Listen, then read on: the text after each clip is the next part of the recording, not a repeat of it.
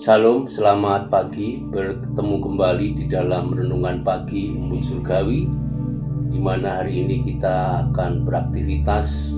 Tetapi percayalah bahwa kita tetap akan menjadi anak-anak Allah yang terus disertai dan tidak akan pernah ditinggalkan. Kita akan berdoa terlebih dahulu sebelum menerima firman Tuhan.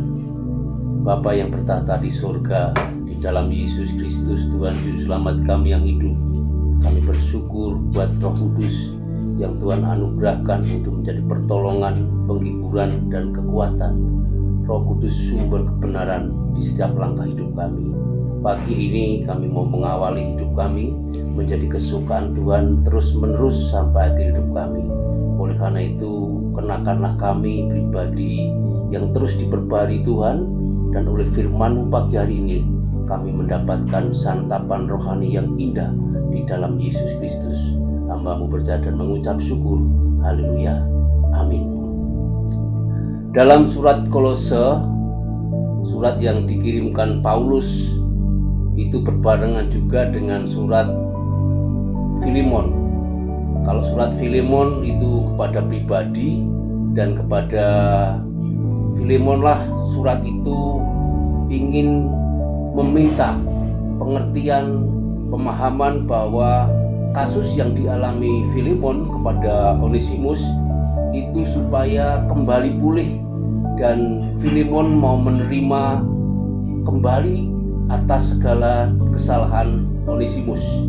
Surat itu dimungkinkan sama dengan surat bagi jemaat Kolose di tahun 62 Masehi.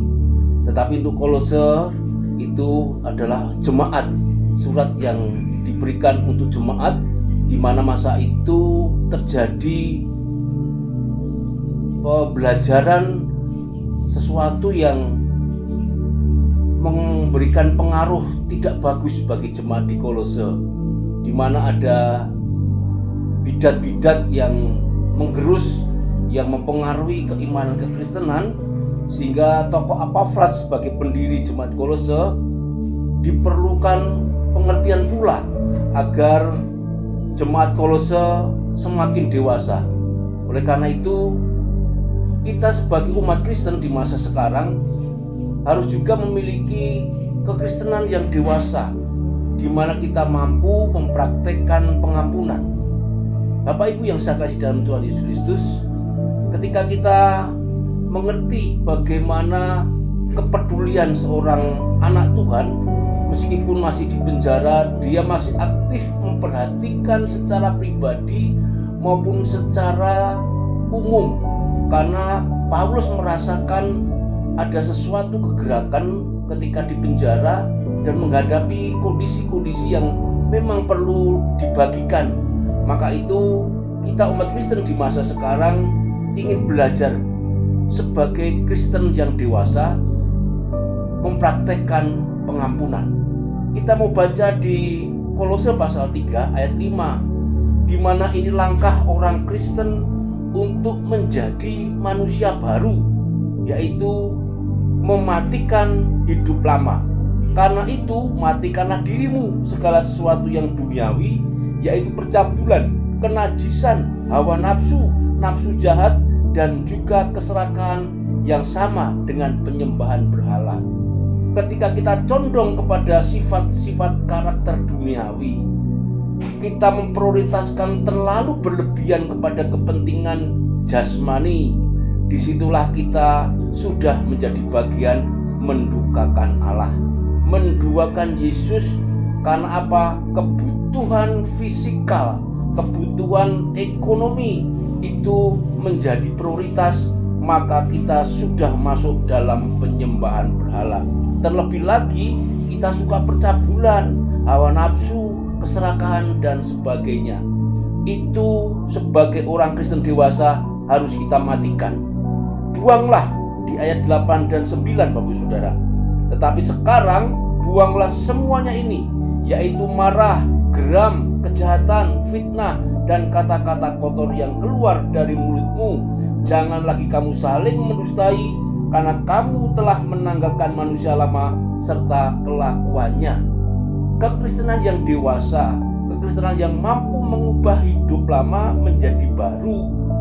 Kita mempraktekkan kehidupan yang melepaskan, yang membuang, yang mematikan kemarahan, kegeraman, kejahatan, fitnah, dan kadang kata-kata kotor itu keluar tanpa disengaja.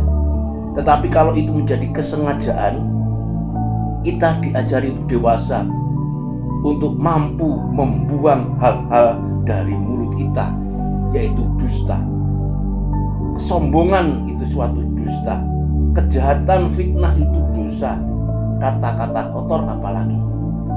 Bapak Ibu yang saya kasih, yang ketiga sebagai fase kita orang Kristen dewasa mampu mempraktikkan pengampunan yang sudah dianugerahkan buat kita, yaitu kenakanlah Bapak Ibu, mengenakan sesuatu yang baru, karakter baru, sifat-sifat Allah, di mana kita adalah manusia yang istimewa di hadapan Allah.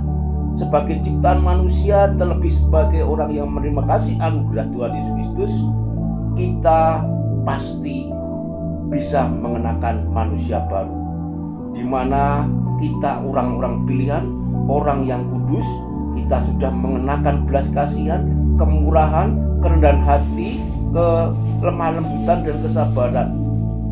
Waktunya kita mengenakan pribadi baru, dan kita mampu sudah menanggalkan baju-baju duniawi, sifat-sifat duniawi yang kita kenakan dulu yang sudah kotor.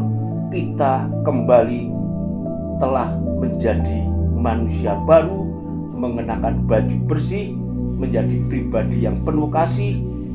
Kiranya pengampunan kasih anugerah Yesus Kristus itu bisa kita praktekkan, karena kasih anugerah Yesus Kristus tentang pengampunan itu, sebagai umat Kristen dewasa, kita mampu memberikan pengampunan pula.